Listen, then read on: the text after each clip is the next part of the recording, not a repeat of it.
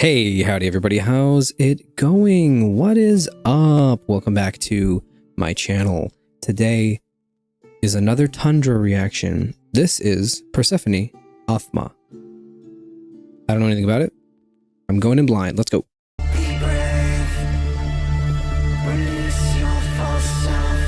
Love this album art, by the way. Look at that.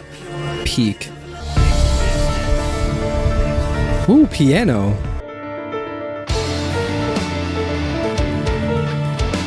Is it just me or did it get quieter? Interesting. Love the piano on this.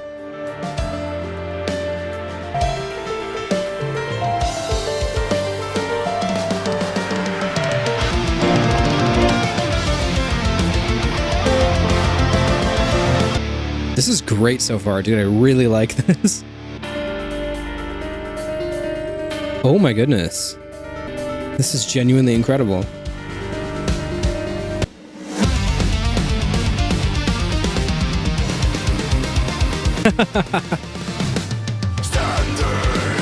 This is really impressive. This is crazy. There's so much happening right now. Oh, this is incredible, dude. There's a lot going on that I'm not going to catch on this first listen, but I am definitely coming back to this if the quality keeps up like this throughout the whole album.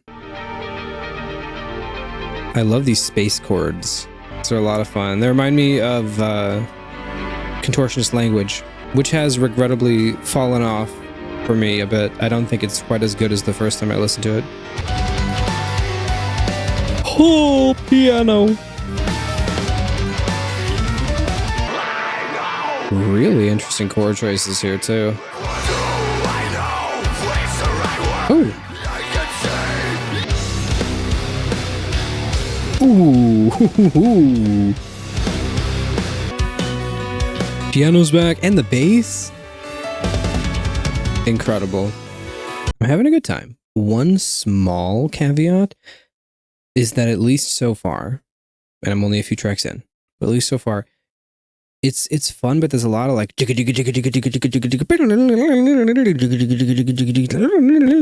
there's a lot of like that, and I would like a little bit more distinction between some sections or something like that. You get what I mean? A little more variety. Just a little bit. But I'm not even like halfway through the album, so what do I know? It could do that. Let's find out. And it's given us little bits of this kind of like slower space atmosphere, which I like. Big fan of this.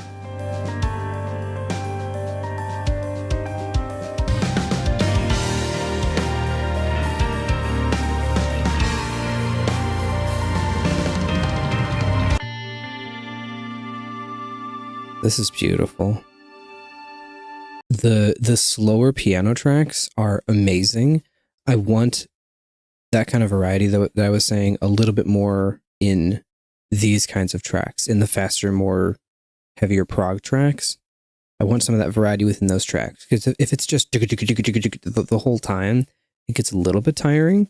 But if they break it, if they break it up with some slower sections within those tracks, that's cool. Oh my goodness. Having album-wide, like those little tracks that give you kind of time to breathe in between the hectic tracks, that's also really cool. So we'll see. I'm just going to keep going. Ooh, I like that. Whatever that synthy kind of like electronic harp sound is, that's cool. Yeah, like there's a lot going on during these sections. It's switching up a lot, and there's like a bunch of sections. Oh, the piano parts are so good. I love the piano parts in this. That's my favorite part. It's just anything involving piano.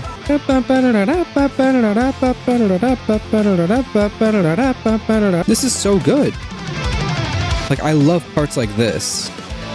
I love these background instruments. There's so many weird background instruments in this so far. It's super cool.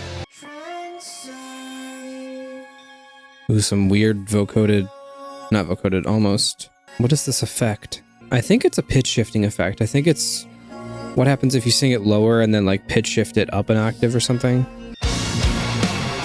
Oh, the strings.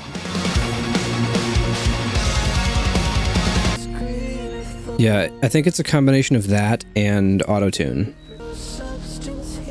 Because he's doing some sliding things.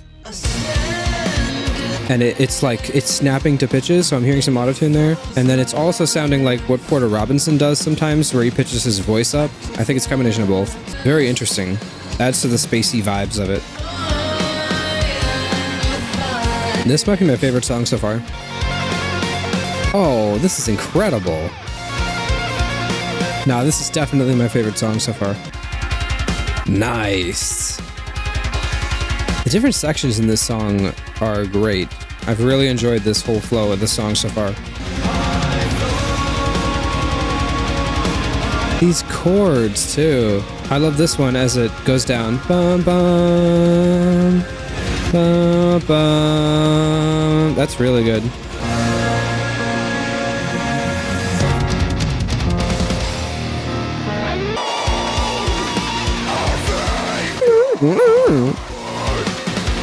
That's some After the Burial level pinch harmonics right there.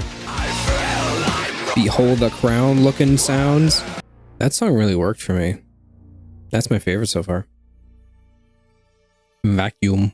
Plus the slower interlude tracks in between make for really good album pacing overall. So I feel like overall, like, even though I'm not the biggest fan of some of the more hectic songs, I think this would be an album that I could come back to and enjoy a little bit more. Nice. Okay, they got some good builds and payoffs in this. Or like builds to drops. Like this. Like this goes hard. Oh yeah, synth solo. Ooh, more vibes.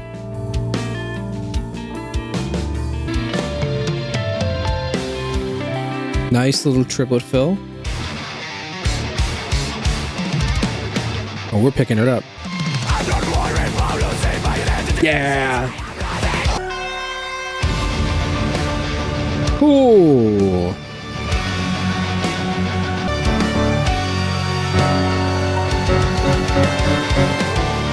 I like the way that it's taking this 2-chord progression and evolving it and adding things and changing some things. Like that whole outro to this song was great.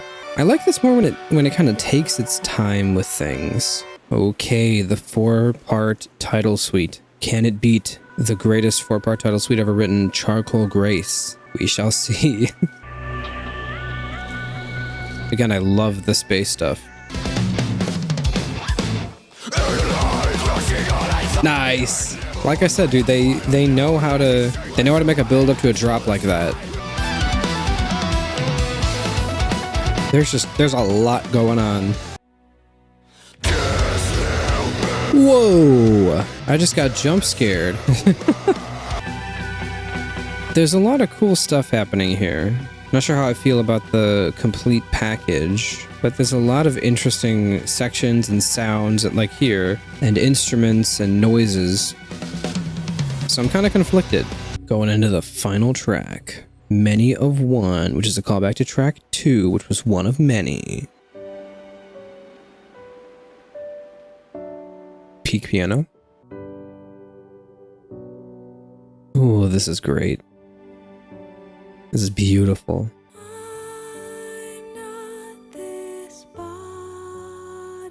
Ooh. Ooh.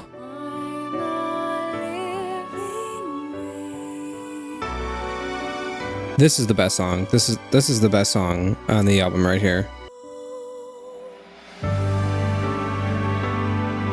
Ooh.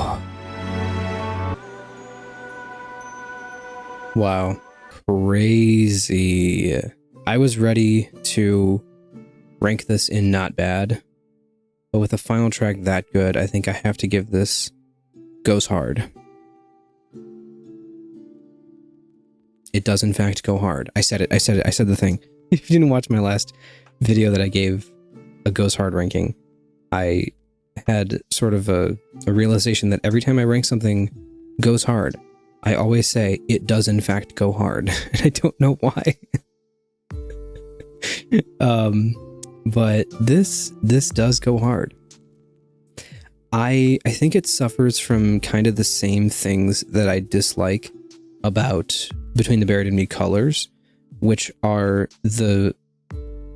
it doesn't give you enough time to appreciate the sections that are there, because there's some kind of cool stuff. There's way more cool stuff happening in here than in colors. And there's a lot of cool stuff in here, but a lot of it goes like, and it just runs past it, and it starts to get into a cool groove, and then it switches up to something else, and then it goes to something else, and it's just like, oh, it's all over the place. I like when it takes its time, and it kind of does a lot of that in the interlude tracks, at the end, and then certain parts of other tracks. And I like when it sort of builds something or lets something breathe. I like that. And when it's going too frantically between different sections and different rhythm patterns and different time signatures and all that kind of stuff, that's when it kind of loses me a little bit, and that's where it drops out for me. I'll definitely come back to this, and I'll listen to it more, at least one more time. But as of right now, like, I'm not really feeling it, but I had to bump it up for that last track. But there is a lot of good stuff that could make me like it more on a second listen. So I don't know, this one's a toss-up. I could like it more. I could say, yeah, I was kind of right. I probably won't listen to this again. We'll just have to see. Right now, I'm not sure which way I'm going to lean. So it's kind of a we'll see type of situation. All right, cool. Overall, I do think there was a good amount of stuff in here that was still interesting enough to be enjoyable, and I didn't hate it. Those are my thoughts. Thank you again to Tundra for this reaction request. Thanks for watching, everybody. Like, comment, subscribe, all that YouTube stuff. Check out my Patreon, my Discord, all that other stuff if you haven't already. And I'll see you on my next video. Goodbye.